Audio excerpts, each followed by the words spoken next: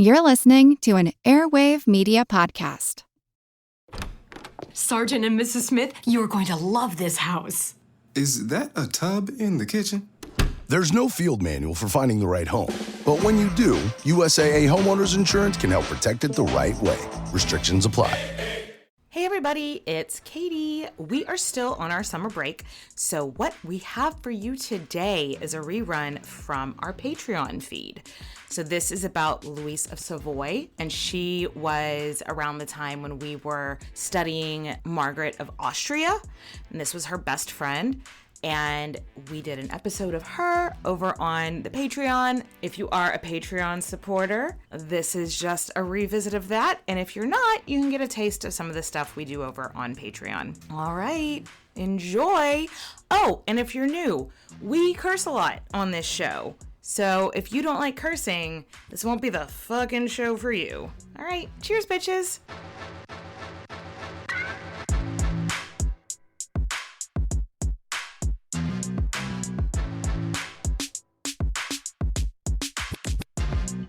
We are going to be talking about a badass bitch that we talked a little bit about in our Margaret of Austria episode. It was her BFF, her fellow black-hearted little emo girl, named Louise of Savoy.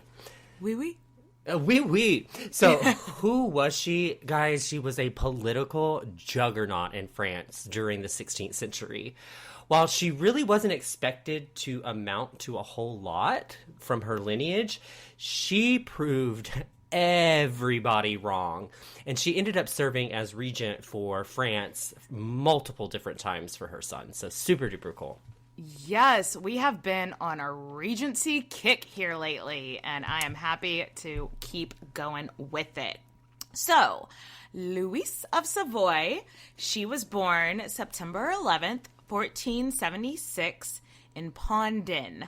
So our girl's a Virgo, which Virgos are typically practical, hardworking. In my experience, Virgos can be a little bit bougie. They like the finer things in life. Yes, they do. Yeah, and they can also come across as like critical and stubborn.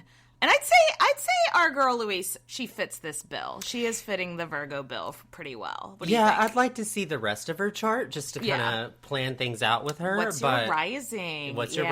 But for a sun sign, that does sound pretty on point. Nathan, remind me, what's your rising? Because I know your sun is Gemini. What's your rising? Cancer rising. So your rising sign is the people's first impression of you, essentially. Like when they first meet you, what is their, what vibe do you give off at the very beginning? And for me, I give off this hard on the outside but soft on the interior, emotional, loving type of person. But then you realize I'm actually a Gemini and I'm crazy, so. Well, my rising is actually Gemini, so maybe I just give off the crazy. Hey, this makes sense. But anyway, back on track. So Louise was the oldest daughter of Philip II of Savoy and his wife Margaret of Bourbon. This marriage was arranged by King Louis XI. So he married off his niece in order to secure the border between Italy and France. So Savoy is literally like that southeastern part of France that literally borders Italy. So he's basically trying to broker some sort of agreement at that time. So Philip marries off Louise, and, it's nothing like selling off, your niece for like prize cattle to get some fucking land. Super fun. Super cool. Super cool and chill. Super cool and chill. Yes. Barf. And speaking of barf, Louise is betrothed at the ripe old age of 2. 2 years old. She's not getting any younger. But wait. She's not getting any younger. How old's the guy? Oh, he is 20 years her senior. Oh my gosh. I know. His name is Charles Anglume. Anglume? I know this name because it is the second wife of John of England was Anglume. I think that's how you pronounce it. Correct. Anyway, Yeah, this is problematic because you know what babies don't need, Nathan? What? Husbands. Oh, Babies don't babies. need husbands. Babies definitely Straight up. They don't need husbands. They can't. They don't know what they are. It doesn't work that way. We've had like 2-year-olds engaged to like 7-year-olds before. Yeah. Like, okay, that it's stupid. Sure. But it makes at least some sort of sense. But 2 and he's like 22? Like, ooh. This was a really strategic alliance meant to like intertwine the French nobility with the Savoy family. Charles was from the Orleans family, so on paper, this is making sense, but in my belly, it's making me feel icky. Yeah. Don't like it. Yeah, so a little bit about her parents. So, Dad is from pretty high nobility in Savoy, so he bougie, but he's a broke ass bitch. He ain't got no money, bitch. That's the new money, honey. That's the new hit single that you're gonna hear on iTunes. She's a broke ass bitch, ain't got no fucking money. But Margaret, Ain't no fucking money. Yeah. Ain't no fucking money. Margaret of Bourbon probably wasn't too thrilled, seeing as how, you know, she liked drinking fancy bourbon and all the fine things in life. Yeah. Or, you know, like, is Bourbon her last name from Handmaid's Tale of Bourbon? Margaret of Bourbon.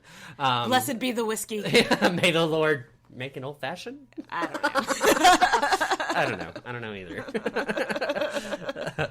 But, like, for real, Margaret of Bourbon's parents had quite the reputation in France. I mean, she's from that bougie-ass line. So, Louise's maternal grandmother's family helped run France when it was ruled by Charles VI. Yeah. That dude from the Isabeau Bavaria episode. He crazy. Oh, poor baby Charles VI. I know. Poor baby thought he was made of glass, went around shitting in vases, like, ugh. What we're getting at is that Mom's side of the family is well connected to France. And this might be important because, Mom dies. And literally, when Louise is only 7 years old, her dad is like, you know what? I'm broke. And I suck at being a dad. I don't know why he's from Jersey, but apparently he is. I suck at being a dad. And then he sends his daughter away to France to be educated. You just committed to the bit. I love it. I just did it. Yeah, this sounds like it sucks. Her mom is dead, and her dad is like, get out of my fucking sight. It was probably in Louise's best interest because, you know, Dad kind of sucked. And now this kind of links up where we were at in our Margaret of Austria episode. She's now getting sent to be raised by Anne of France, which... initiate rabbit hole sequence. So dig down the hole. Yes. dig. If she's not on our list of queens to do, she is now. Anne of France, absolutely. Anne of France. I literally went about 4 hours of research just on her alone, and I was fascinating. Just fascinated by everything. She was a badass bitch. Her nickname was Madame Legrand. Yes. While in English that does translate to the big lady. And we might not think that that's a great way to refer to someone. It actually means in French, like, she's the HBIC. She's the head bitch in charge. She was a political genius. Like, genius. Yeah. Well, like we mentioned in the Margaret of Austria episode, Anne of France's dad had said something along the lines of, like, she is above and beyond the most capable person in France to run France, but because history is a bag of dicks, she had to be a regent. She couldn't run on her own because that uterus, you never know when it's just going to kick in and start making you crazy. Yes. Yeah. You have no brain power with the uterus. You just can't. Yes. I sent Nathan a TikTok yesterday of, like, a Dallas Cowboy fan, like, literally cracking his flat screen TV in half because sports weren't going the way that he wanted them to. And the TikTok, like, has somebody stitch it and go, but please tell me again why a woman can't be president because she's so irrational. Like, right? Feminist rage! Anyway. So, yeah, like Nathan was saying, Anne of France is going to get her own episode one day, so we're not going to go too much into her right now, but it's important to set the stage of, like, since Louise is being sent to be educated by Anne of France, who ran France for 8 years, like, this is a big fucking deal. Yeah. France was falling to pieces. There were threats from the outside. More importantly, the call was also coming from inside the house. There were threats and coming internally as well. It was just a time of turmoil, and Anne of France was able to root out the drama, keep her brother the king in power, and just be an all-around baddie. Love yes, bitch. So what we're really getting at is Louise is being sent to be raised by a very capable woman. Yeah. Yeah, this is where she met Margaret of Austria, our sweet little emo princess from our previous episode. So, I mean, getting sent to be raised by a political guru alongside the future queen of France, not too shabby. Not too shabby. Yeah, not doing too bad there, Margaret. Shabby. I mean, Louise, sorry. Yeah, we'd like to think she received, like, a quote-unquote typical education for the time for a woman. You know, it's like to be, like, know your religious studies, know how to run a household. But we really don't have, like, nobody really wrote down what their curriculum was. However, Anne of France literally became regent the year Louise moved in, so we have to assume good. Yeah, we have to assume that Anne had to, like, just by being around Anne and all of her people, she had to have learned a lot of the basics of just running a country and what is required of you to do those sort of things. Absolutely. So, yeah, there's, you know, we knew that she knew the basics of doing a royal family, but I guarantee you that Anne did not hold back on teaching these girls on how to run a country and to weed out the dickheads who are going to try to take the power away. Absolutely. After all, Anne, a woman, was regent, and this was at this point in time becoming very, very common for a king to go off to war and leave power to his mother, his wife, his sister, a female relative, so that they can make sure that they keep the power in there. So she's training these girls in basically what she's doing and how she's doing it. Watch me. Yeah, absolutely.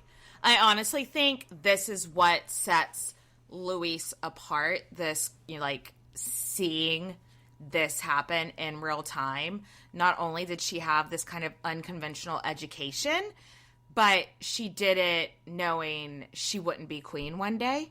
Like, she's not engaged to somebody who's going to be king. Yeah, so, she doesn't have that, like, what is it, the sword of Damocles, the sword of Damocles is hanging over my head. Like, she doesn't have to worry about somebody kidnapping her or killing her, or, you know, she didn't have that threat.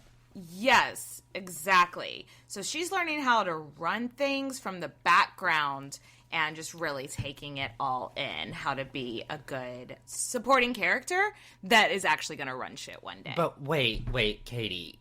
You can't have her fully educated by another powerful woman. Like, no, wait, whoa. No. Women don't. That uterus takes all of the brain waves and sucks all of the blood out of your brain that you can't make good decisions. Yeah, right. So she's got to get married before she does something destructive with all this knowledge in her head, right? Yeah, so let's go ahead and send her off to get married at the age of 12. Oh, I hate it here. And on top of it all, it was with this fucking guy, Charles, Count of Angoulême. Okay, guys. He's ugly. I usually dig a guy with a nose. Me and Katie both share this in common. Like, yes. Adrian Brody. He has a big schnoz, but he's cute. Like, we like big noses. This guy's nose, it looks like it has a wart on it. Yeah. He's not a good-looking fella. Anyway. So, thankfully, even though she was married at 12, which we hate, she wouldn't have officially gone and, like, lived with him and been expected to, like, act as a wife. Okay. Like, right away. So nothing super... I mean, it's not creepy. It's still a little creepy because she did have to go live with him when she was 15. Yeah. Yeah. From 12 to 15, you do mature a lot, both physically and mentally. So I guess 15 is better than 12, but I would prefer a hard 20, you know? Yeah, right. Like, 15's not that much better because I was still very immature. Oh, And to top it all off, he moves her in with him, his favorite mistress, and several of their illegitimate children. So I know this is his favorite mistress? Yeah, he had two. I feel sorry for the mistress who it's like, you're my mistress, but you're not my favorite mistress. Yeah, right? That's so sad. That's what we know of at least two documented mistresses. So she's like basically living in like a polygamy situation. Essentially, like, that is what it is. And she ends up accepting the mistress into the home, accepting the children, and treating them like her own. So, very good move on her. While this, I mean, we've talked about men having mistresses that move in with them, and some of the queens live with it. Like, it's not super uncommon. But I feel like it was super uncommon to have your mistress live in the same house as your wife. Yeah. I think that was, I mean, it was common for them to have mistresses and maybe pay for homes that the mistresses lived in nearby. But like straight up being like, no, my mistress is going to live in the house with me is a whole different thing. I know we don't know, but I wish we knew if somebody prepared her for this before she moved in. Like, hey. Or if, like, she just showed up and then he was like, by the way, my mistress lives here and you're just going to have to deal with that. Like, I wish we knew what the situation was there. Yeah, I wish we did too. Either way, she handled it like a champ. Yes, I love that she just leaned in. I mean, I don't love that the situation happened to her at all, but, I mean, if life gives you lemons, make polygamy lemonade. You know, like, do what you can to make it as happy for everybody. And through our 21st century lens here, 15-year-old moving into a polygamous household, not great. Yeah. Not great. But like I was saying, it's not super uncommon that your husband got to be a total slut and not you. Hashtag not fair. Hashtag so not fair.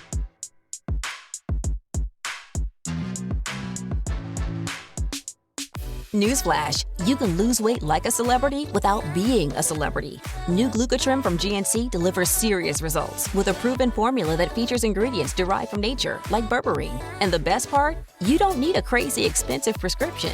Glucotrim works with your body to support healthy blood sugar and protect lean muscle mass, unlike other products out there. And did I mention it's caffeine-free? So if you want real results, get on that celebrity weight loss level with new Glucotrim. Get it at GNC. What if laptop performance was reborn with AI? Boost your productivity with the Snapdragon X Elite platform for Windows. Shop now at bestbuy.com. Best Buy. Imagine that.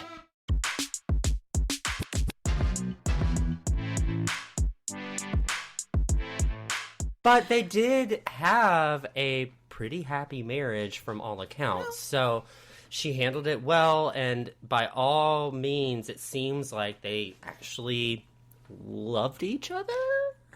Or, you know, maybe weren't in love with each other, but had a successful marriage where there was, like, at least a level of affection and respect. Exactly.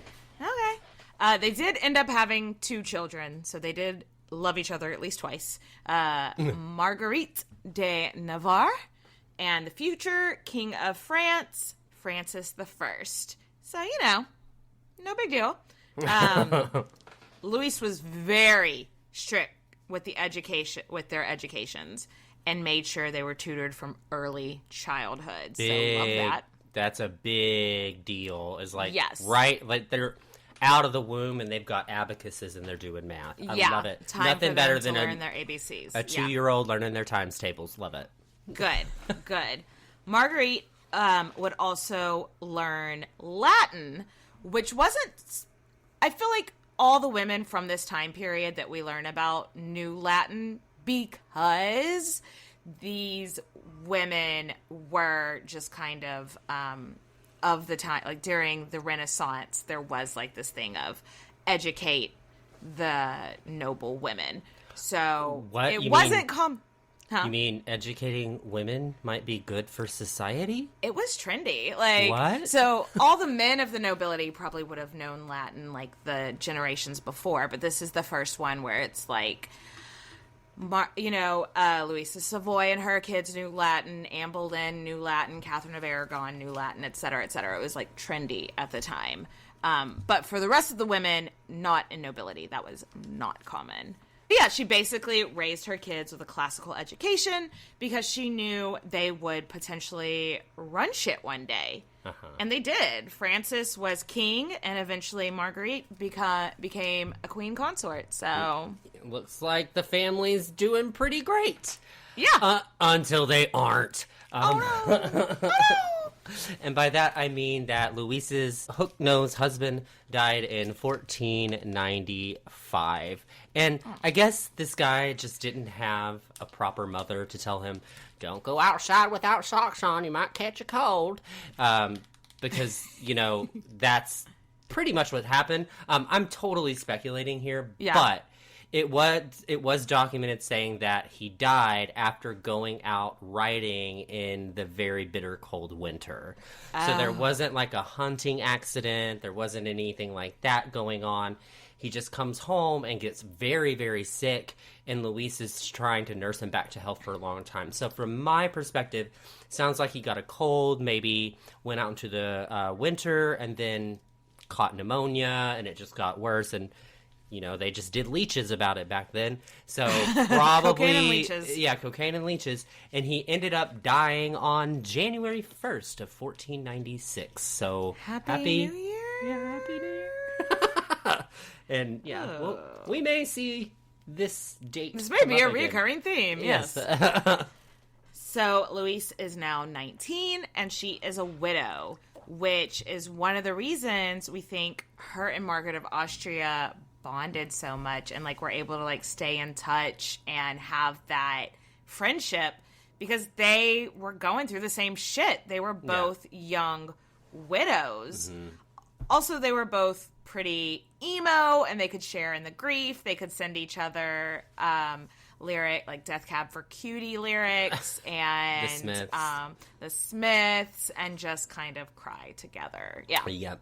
So Louise finds out that her husband's cousin, Louis XII, is ascending the French throne. And this was not expected at all because 4 of the previous king's kids, they all died in infancy. Ugh. And seeing as how Louis XII had no children of his own, this put Louise's son right up next as the successor of France. So not expecting this at all. They were not expecting something like this to happen at all. So immediately she moves her and her kids into the French court with Louis XII. This is her shot to get her kids in power. Yep. And she's not throwing away that shot. She is taking it. She is like, this might not come around again. Let's hop on it. I'm surprised you didn't sing Hamilton.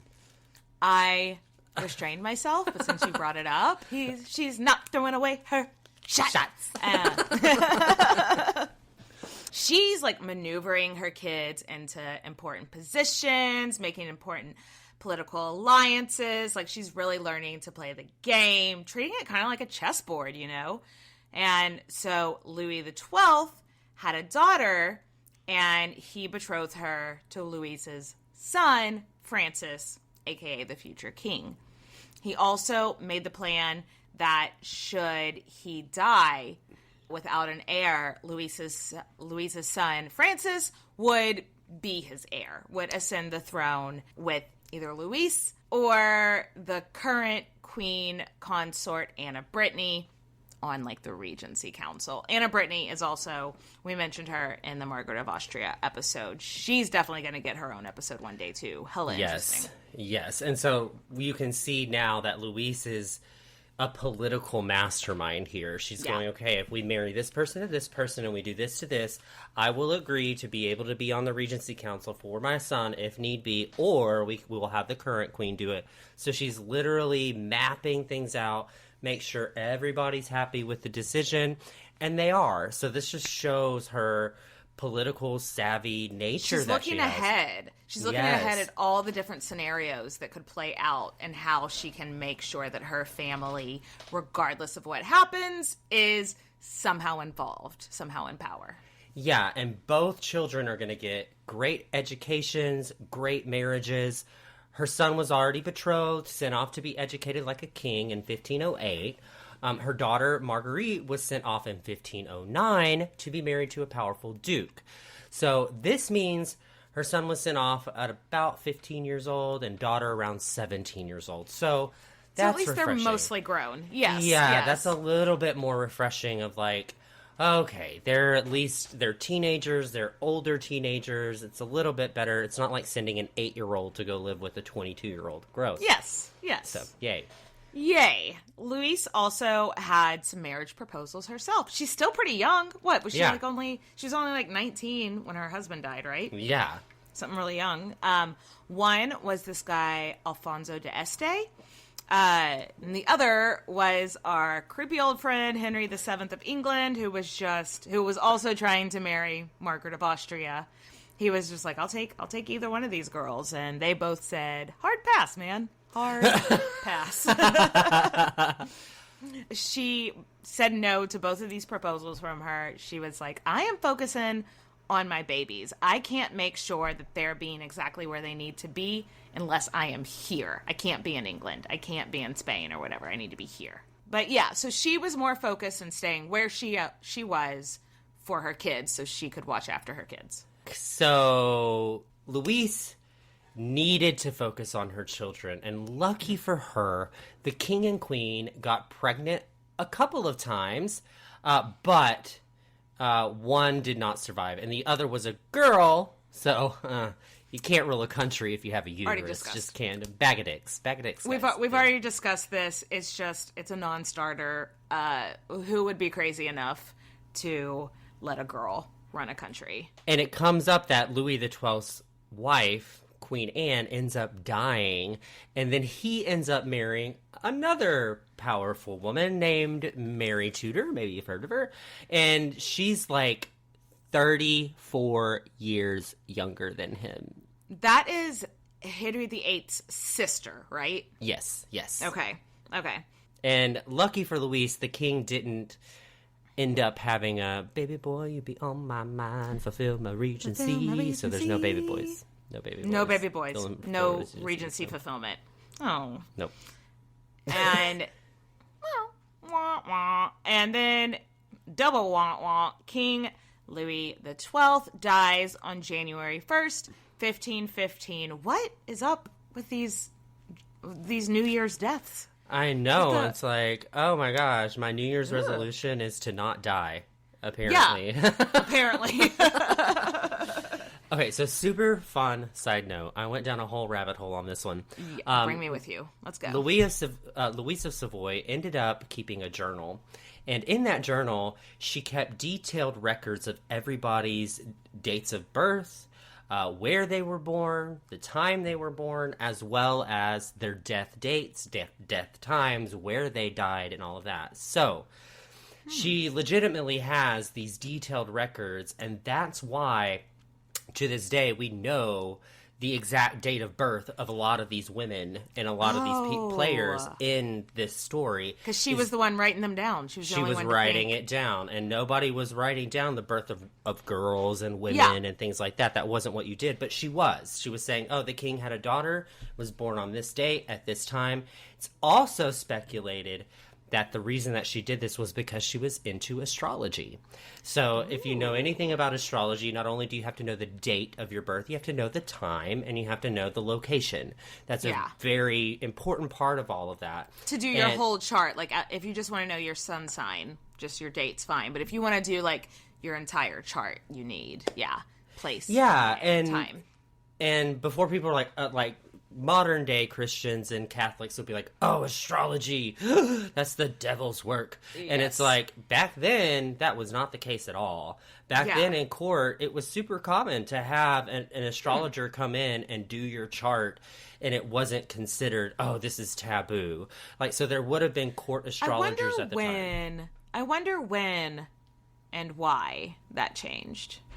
That's a rabbit hole we could go down. That's a rabbit hole. But I think we've covered other queens that, or maybe not queens, but like mistresses who were into, astrology. Oh, yeah. I can't remember who it is, but there have been court astrologers in the industry. Madame de Montespan, I think, was really into astrology. You're right. There have been several people that we've covered, and I know, like, with Henry VIII, like when Anne Boleyn was pregnant, their astrologer was like, "Oh, yep, the stars are in line. It's going to be a boy," and then it was not. But yeah, you're right. But yeah, maybe that's an interesting rabbit hole we can go down one day of like when that changed. Anyway, with the king dead, Louise's son becomes King Francis I. All that hard work she did keeping her kids at the top of this list, like, just really paid off, because now your son's fucking King of France when he wasn't even like in direct line. This is awesome. Yeah. Even the Duke of Suffolk for Henry VII gave her like this glowing 5-star Google review. Oh my God. I know. Ye old Google. And it's like, "It is she who runs all, and so may she well. For I never saw a woman like her, both for wit, honor, and dignity. She hath a great stroke in all matters with the king her son." Okay. No, medieval mic drop. Mic drop.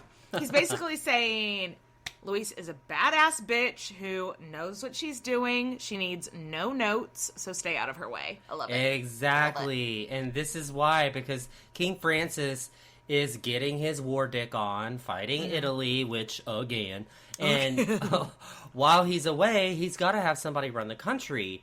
And he ends up snubbing his own wife and chooses his mother, Louise, which, I mean, she got street cred. I mean, yeah, she's got more experience. Yeah, so. Absolutely. Sorry, wife. Her son returned in 1516, so her regency this time was only a few months, but she had like established so much good faith from her son and from the rest of the country that she got to pull the strings for the rest of her life, really. And even England noticed that Louise is one fucking tough cookie. Like, there's a quote from the English ambassador to Cardinal Wolsey back in England being like, "You can convince the king to go along with you, but you got to make sure that shit is cool with his mom, or you don't stand a chance." Like, yeah, she's going to veto. Yeah, exactly. She's going to veto whatever she you had say. veto power. Yes. Yes, absolutely. But don't worry, guys. Louise, even though she did not get a long chance to run France, she's definitely that person that you call whenever you need a house sitter. I mean, yeah, that kind of is what a regency is, if you want to put it very, very simply. It's like when the king goes away from his house, mom or whoever takes care of the House of France to make sure everything's okay. So Francis is off war dicking in Italy again. As he does. He appoints Louise as regent again. But this time, instead of things running smoothly, King Francis gets captured by the Holy Roman Emperor, Charles. Yeah, and this is kind of where it meets back up with our Margaret of Austria story. Yep. So, naturally, Louise was freaked the fuck out. Like, my baby is in prison. I don't know how they're treating him. As any mother would be when their son has been captured. So she's like, what do I do? She mobilizes defense forces to secure her country's border. Like, she is calling military shots. I love this. Yeah. And the French, being proper assholes, try to get her removed as regent. Like, why? What the fuck? Like, she's not doing anything wrong. She's actually running things really well. But don't sweat. Don't sweat, my pets. She squashed that shit real quick. Good. Like, do you really want to start a fight when we're at war? Like, you really want to start a fight, an internal fight, while we're fighting external forces. We don't need that. No. It is all aboard the peace train, baby. Choo-choo. So Louise hops on a tie-dye train that runs on solar energy playing Janis Joplin. And she starts making peace with all the countries. Like King Henry VIII being a douchebag. Surprise! Don't sweat it. Louise has got it. She's got the shit. She's got the Treaty of Cambrai. Boom. Done. The Pope. She had a problem with the Pope. And his Venetian villains. And don't worry. She's got this shit too? Yeah, she's got the League of Cognac. Solomon the Magnificent. Shout out to our girl Roxelana. Roxelana! They needed help. And what did she do? She sent help. The king is locked up and held for ransom. Easy peasy. She'll go into Parliament and start trying to negotiate there. Yes, so she's on that peace train. She's raising all this money to try to get her son's ransom. And then someone throws a baby in front of the train, basically. Yes. Yep. And almost quite literally. So slamming on the brakes. And as a final deal to get her son out of jail, King Francis must renounce his claim to Italy and have his two sons held hostage by the Holy Roman Emperor, and also he has to marry Isabel of Portugal.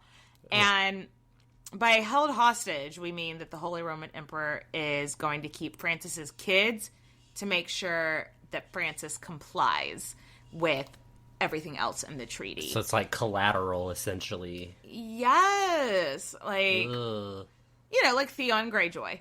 Yes. Okay. Except that those poor baby sons, I don't think were true. I think Theon Greyjoy. I think the Starks were better to Theon than the Holy Roman Emperor's people were to Francis's babies. Yeah, and so Francis ends up signing the agreement because he just wants to get the hell out of Dodge.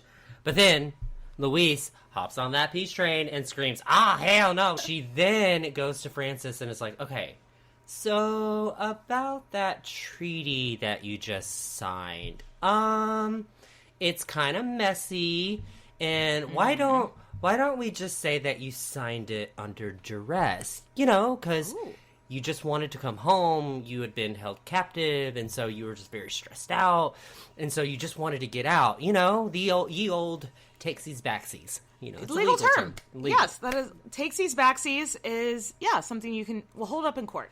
Yeah, and Francis is like, fuck yeah, it is. It's a legal term. Yes, we love this.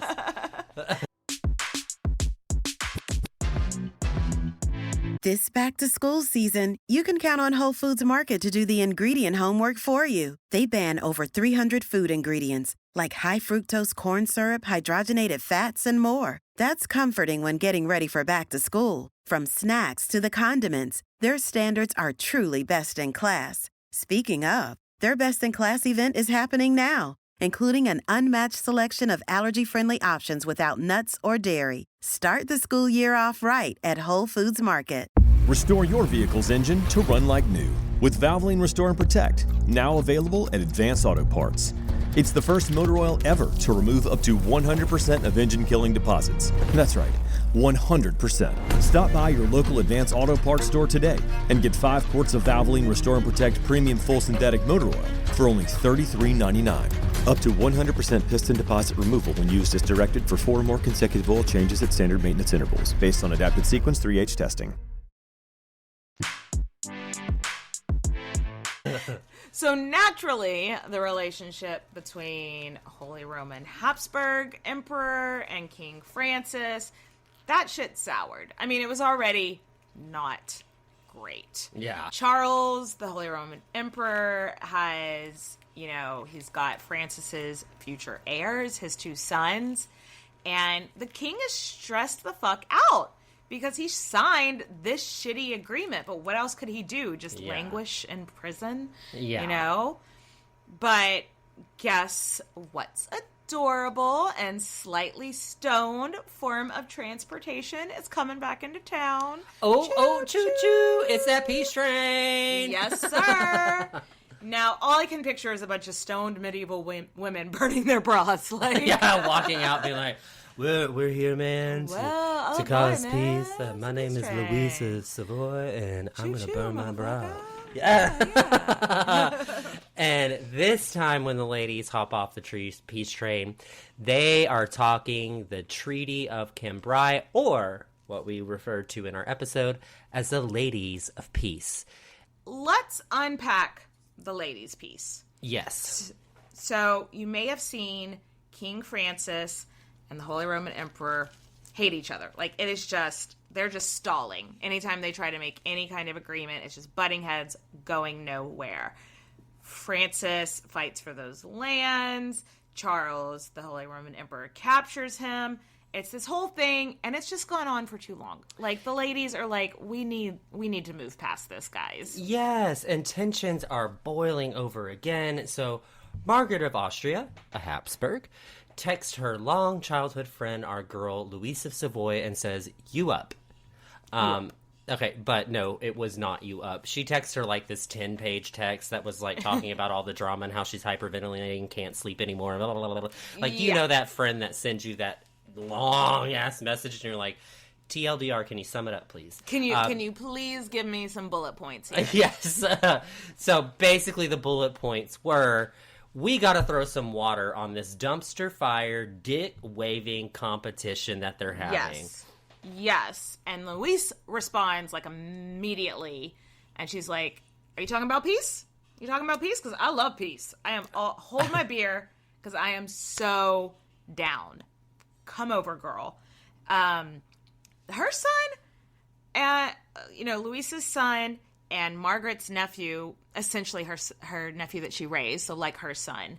These two boys have been fighting for 15 years. Oh, that's a medieval person's lifetime back then. Pretty fucking much. And now both countries are going fucking broke. Yes. Like, they couldn't afford it anymore. Money moves needed to be made, and so now these two smart bitches are gonna get together and get the money right. So both Louise and Margaret know what needs to be done. Like, men throughout history have fought over the same goddamn things every single time. Right. Land and legacy. Like, those are the two big things that every single man fights over. So, let's start there. That's what they're thinking. They're thinking, okay, that's their problem. Let's solve the problem. The Holy Roman Emperor is not about to give up his land in Italy. No way. Right. That's a deal breaker. Right. But Francis is also not going to let them get any closer to Paris. So, Louise and Margaret strike a deal. After all, they're both running the countries while the kings are fighting each other. So they're actually doing all of the hard work while the kings are just waddling around talking about how waving big their dicks. Yeah, their micro penises, being like, "Oh, look how big my micro penis is." And it's like, no, stop. You are killing all of your citizens and taking all their money. So here was the deal.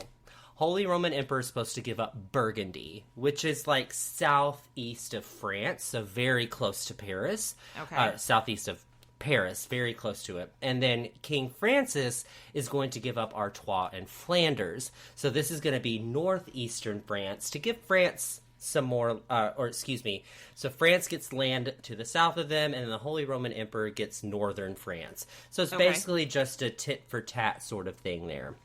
Right. And there was also, this little caveat, like, Francis, you gotta stop fighting Italy. You just stop. It's overkill. Stop. You got it. So, step one, fighting over land, check. We've got it. So next, we got to tackle our second problem, legacy. Okay. Right. So, Charles, Holy Roman Emperor, has to return King Francis's heirs. Like, One of which was the future King Henri II. Shout out to Catherine de' Medici and Diane de Poitiers. So many crossover episodes again. I know. Louise is just like Margaret, where she's like Forrest Gump and just shows up. They're Forrest all Gumps. These stories. Yes, they are. She's. I mean, maybe Louise is more Bubba Gump. France did have to pay a ransom to get their two princes back. Mm-hmm. And in return, Francis would marry Eleanor of Austria, which was Charles's sister, a.k.a. the daughter of Juana of Castile, our girl. Oh, total side note. We can take this out, leave it in, whatever. That I forgot to tell you about. The people that... So we do our merch distributing through TeePublic, and they reached out to us being like, hey, we owe you a free design. Can we design something for you? And so I told them the idea about like the merch on it that said like Juana wasn't crazy, and then under it saying it in Spanish. And so they're going to do some mock-ups and get some designs to us. Ooh, yay. Yeah. Anyway, hashtag Juana wasn't crazy. Hashtag poor baby Juana. Anyway. I know, right. So another side note is it's really funny to go through like history and look at photos of family and like go through all the photos. Like Juana of Castile, prime example. She's gorgeous. Like she's beautiful. Her mother, gorgeous. Her dad, dickhead, gorgeous. The moment that, you know, one of your children ends up marrying a Habsburg, you start kind of looking funny. Like, just immediately you get this really weird nose and this really weird chin. It's so sad. Like, your kids just start looking funny when you're, like, married to a Habsburg. Poor thing. This is about the time also, like, Charles, Holy Roman Emperor Charles, is about the time that the Habsburgs start becoming that, like, I mean, they were already very, the family tree is a wreath, but this is like kind of around the time when it's genetic defects apparent. Yes, like there's a picture of the Holy Roman Emperor at this time, Charles, and you can't see his lantern jaw. In a lot of the photos because he has a beard to cover it up. But you notice that, okay, they're really inbred now. No, yeah, like, and I can share, you know, some of these pictures, like, on Instagram or something. But, yeah, I mean, he's got a beard in this picture, but if he didn't have that beard, you know that jaw. See that lantern jaw. You would see, I mean, look at this, or, like... Oh. Or like, this one. Oh. Yeah. Oh, geez. Yeah, they're starting to look rough. But beards are makeup for men. Beards are makeup for men. But yeah, so y'all don't have kids with your first cousins. Probably not a good idea. You have your cousins, and then you have your first cousins. Anyway. Anyway, the two feuding kings finally signed a treaty in August 1529 that ended the fighting for real.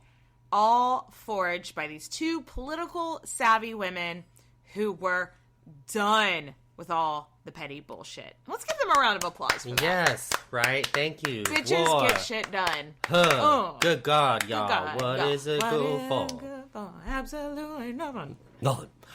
So, very, not funny, this is not funny, but very coincidentally, Louise and Margaret died pretty close together within like a year of each other. Margaret seemed to be more of like, okay, I'm done. I finished doing what I needed to be done. And so she just kind of went off like the Red Woman in Game of Thrones and just died in the field. Like, it was just like, okay, I did my piece and I just walk off and disintegrate into dust. I mean, or opium overdose, but yes. Yeah. Sure. But Louise of Savoy died on September 22nd of 1531 from the plague. But she did not leave this world empty-handed. Number one, She was the queen of making political alliances and bringing about that peace train, honey. She made money moves. Absolutely. Yes. She was regent to France while her son fought Charles, the Holy Roman Emperor. And she was the OG ancestress of the Bourbon line of kings. So let's unpack that. Yeah. Louis the 14th, Marie Antoinette and all that. This is the great-great-great-grandmother of that family. That line, yes. She started the Bourbon dynasty. So hats off to this woman. Hats off. So, let's raise a glass. I absolutely love her. This was such a fun journey, Nathan. I'm so glad. I'm so happy we went on it together. Yay. So cheers to Louise of Savoy and cheers, bitches. Cheers, bitches.